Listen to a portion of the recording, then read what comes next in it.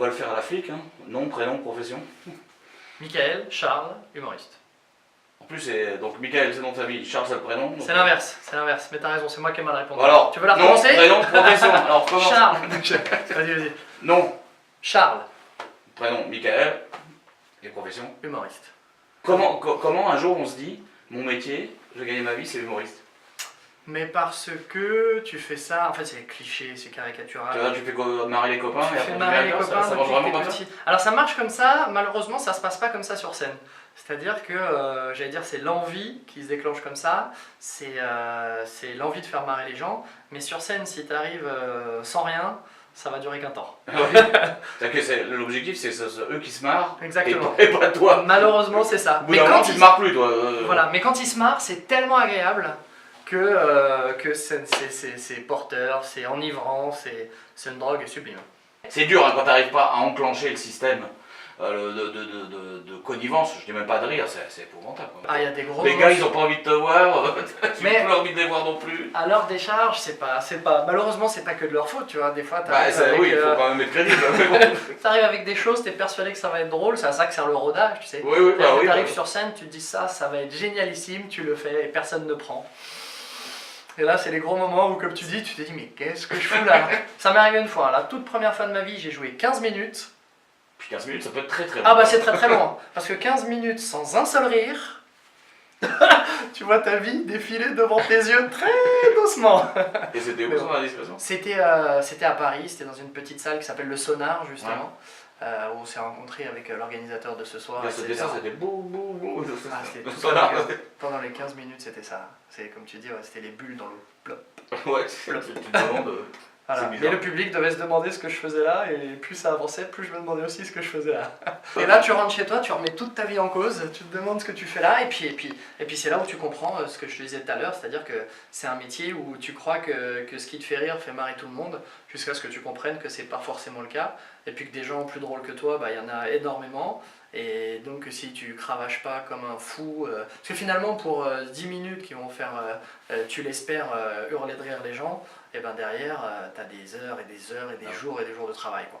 Mais bon, tout le monde te dira ça, hein, tous les comédiens te diront ça, t'en as aucun qui est arrivé, qui a écrit son premier sketch et qui est devenu Gad Elmaleh, ça n'existe pas. Non, même Gad Elmaleh il est pas devenu Gad Elmaleh. C'est vrai. Bon alors après moi j'en suis qu'au tout début, hein, ça fait, première fois que j'ai mis les pieds sur une scène c'était il y a 4 ans, et que je m'y suis mis à plein temps, c'était il y a 2 ans et demi maintenant. Et puis j'ai la chance que voilà, le spectacle tourne sur Paris, tourne de plus en plus en province, et que ça marche, j'allais dire que ça marche de mieux en mieux, donc voilà. J'ai grandi en banlieue parisienne, après je suis venu dans le nord, là on est à Lille, j'allais dire je suis pas dépaysé, j'ai fait mes études à Lille, j'ai fait une école de commerce ici, et après j'ai travaillé 3 ans et demi pour Danone, dans le Nord-Pas-de-Calais, donc Lens, Roubaix, Tourcoing, qu'est-ce que je faisais? J'allais jusqu'à Douai, Arras, Cambrai, j'allais presque jusqu'à Dunkerque. Donc là, j'allais dire, je suis pas dépaysé. J'adore venir jouer ici. Le public du Nord, en plus, est juste génial, donc c'est parfait. Moi, personnellement, je suis rentré sur Paris d'abord pour le travail, avec en arrière-pensée, tiens, et si j'essayais ça? Et puis, c'est avéré que rapidement après avoir pris un nouveau travail, à peu près 1 an plus tard, je suis monté pour la première fois sur une scène, donc comme je t'ai dit, il y a un petit peu plus de 4 ans. Et si aujourd'hui je reste à Paris, c'est parce qu'effectivement, quand tu parles avec des gens qui sont en province, sauf à être déjà assez établis, soit dans le métier, soit auprès du public, ça passe quand même beaucoup par Paris, quoi. Même ceux qui sont en province, ils viennent 1 semaine par mois, 2 semaines par mois à Paris, parce qu'il y a énormément de choses qui se font à Paris. Mais tu t'aperçois aussi que quand tu sors de Paris, parfois c'est là où c'est le plus agréable aussi, quoi. Parce qu'ils sont moins blasés, j'allais dire non. Presque, c'est presque. Je sais pas si le mot blasé convient, mais c'est presque ça. Ouais. T'as l'impression qu'ils sont moins en attente de quelque chose et qu'ils vont moins hésiter à venir vers toi, à venir dans ton univers et à avoir envie de rigoler avec toi. Le Parisien, entre guillemets, mais encore une fois, ce qui est vrai un soir n'est pas forcément vrai le lendemain, ça dépend aussi de toi si tu es fatigué ou pas, si ta vanne est bonne et pas bonne, donc il y a aussi beaucoup. Mais après, c'est vrai qu'on va dire que le public parisien est plus difficile, entre guillemets, à aller chercher. Tu as besoin d'être plus fort à aller chercher. En plus, il y a un choix immense. Il a énormément de choix, et énormément de gens hyper costauds, donc voilà, tant mieux. L'inspiration, c'est quoi? C'est la vie de tous les jours, c'est l'observation. Le premier travail, c'est quoi? C'est une terrasse de café et regarder les gens vivre Ou c'est de l'auto-analyse Non, il y a les deux. Il y a les sujets qui te font envie, et il y a les travers, les analyses. C'est-à-dire que moi, dans le spectacle que j'ai écrit aujourd'hui, il y a des sujets qui me font vraiment envie, que j'ai envie d'aller aborder, comme les réseaux sociaux, Facebook, comme les journées mondiales, l'hypocrisie des journées mondiales, et donc avec les incohérences et avec l'hypocrisie, avec la stupidité que ça comporte, avec un vrai intérêt mais aussi avec des débilités. Et donc ça c'est un sujet que j'avais envie de traiter. Et puis il y a d'autres sujets où tu es en train de parler avec les gens et tu dis tiens c'est un sujet intéressant ça. Et puis tu essayes de le développer.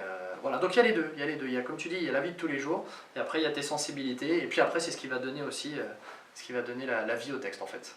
Les gens autour de toi, il n'y a pas un écart qui se construit d'eux en disant celui-là il va nous balancer sur scène à la première truc. Il y a une méfiance quand même de tes relations. Non. Parce qu'on va se dire on va se retrouver sur scène, alors là je le sens bien.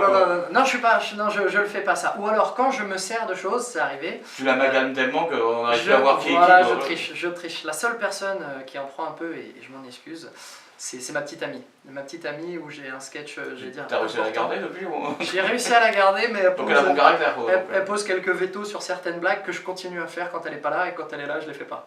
Ah ouais d'accord. Attention parce qu'il y en a un qui un jour il va le filmer. Là par exemple, on le coupe au montage ou... Ouais, ça tu coupes.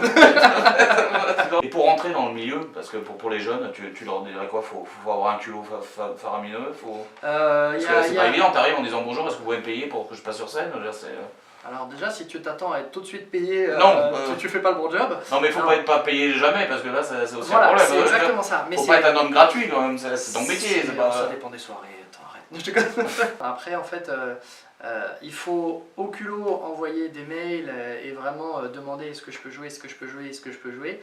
Et puis un jour, il y a quelqu'un qui te dit j'ai bien aimé ce que tu as fait, tiens je t'invite là.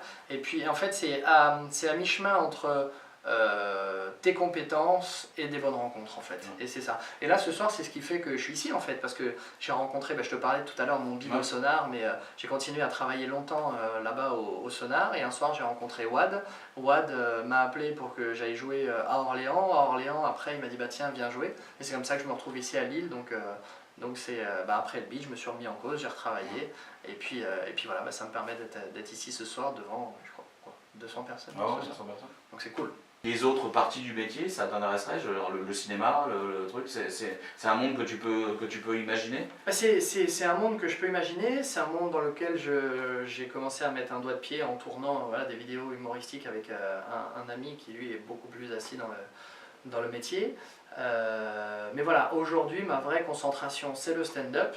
Après pourquoi pas écrire pour d'autres personnes, pourquoi pas faire de la mise en scène pour d'autres personnes, mais aujourd'hui mon objectif premier c'est la concentration sur mon spectacle, sur le stand-up, pour avoir quelque chose, j'allais dire entre guillemets un produit fini efficace pour le public, pour aller rencontrer le public et leur présenter quelque chose où à la fin moi je sois fier de leur présenter et qu'eux se disent waouh on a payé pour quelque chose que vraiment on a aimé.